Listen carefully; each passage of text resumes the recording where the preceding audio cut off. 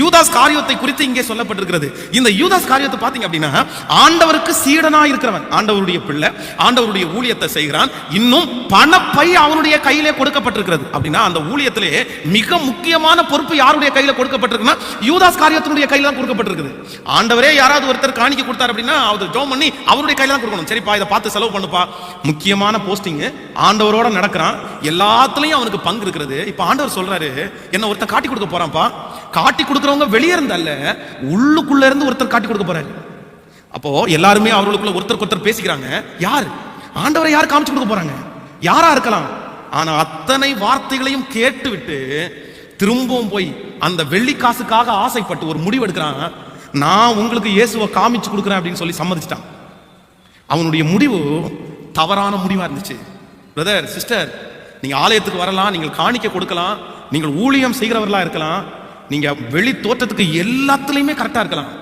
ஆனா உங்களுடைய உள்ளான வாழ்க்கையை கோட்டை விட்டுட்டீங்கன்னா, நான் சொல்றேன், நீங்க எடுக்கிற முடிவுகள் சில நேரத்தில் உங்களை ரொம்ப கஷ்டத்துக்குள்ள கொண்டு போய் விட்டுரும். வாலிப தம்பிக்கு தங்கச்சிக்கு நீ ஆண்டவரோட நடக்க வேண்டிய அவசியம் இருக்குது. நீ உன்னுடைய அந்தரங்க வாழ்க்கையில பரிசுத்தமாய் வாழ வேண்டிய அவசியம் இருக்குது. யாருக்கும் தெரியாத அந்த மறைவிடான வாழ்க்கையிலே நீ கர்த்தருக்கு முன்பாக உண்மையாய் நிற்க வேண்டிய அவசியம் இருக்குது. ஏன் தெரியுமா? எதுக்காக தெரியுமா? நீ பர்சனல் வாழ்க்கையில சரியில்லைன்னா நீ எடுக்கிற எல்லா முடிவுகளும் உனக்கு சரியா தெரியும், உனக்கு ரொம்ப பிடிச்சதா இருக்கும், உனக்கு அதுல ஒரு தீமை கூட உனக்கு தெரியாது, எல்லாமே பர்ஃபெக்டா இருக்கிற மாதிரி இருக்கும்.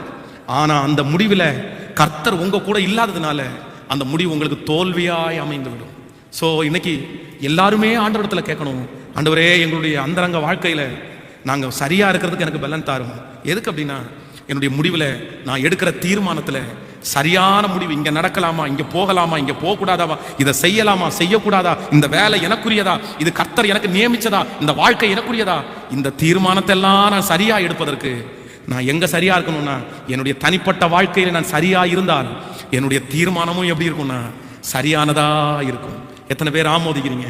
கைகளை மேல உயர்த்தி ஏசப்பாட்ட சொல்லுங்க, ஆண்டவரே என்னுடைய அந்தரங்க வாழ்க்கைய உமக்கு முன்பாக நீதியா இருக்கணும், பரிசுத்தமா இருக்கணும், முழு இருதயத்தோட. பிரதர், நீங்க வேற என்ன செஞ்சும் பிரயோஜனம் இல்லை. சிஸ்டர், நீங்க வேற என்ன செஞ்சும் பிரயோஜனம் இல்லை. நீங்க எத்தனை காரியத்தை செஞ்சாலும் அதனால ஒரு பிரயோஜனமும் இல்லை. நம்முடைய தனிப்பட்ட வாழ்க்கையை தான் கர்த்தர் பார்க்கிறார். கைகளை மேல உயர்த்தி, ஆண்டவரே நான் சரியான முடிவுகளை எடுப்பதற்கு எனக்கு பலன் தாரும் ஆண்டவரே. உம்மோடு இருக்கிற அந்தரங்க வாழ்க்கையில எனக்கு ஒரு பர்ஃபெக்டான ஒரு நேர்த்தியான கிருபையை கர்த்தர் எனக்கு தாரும்.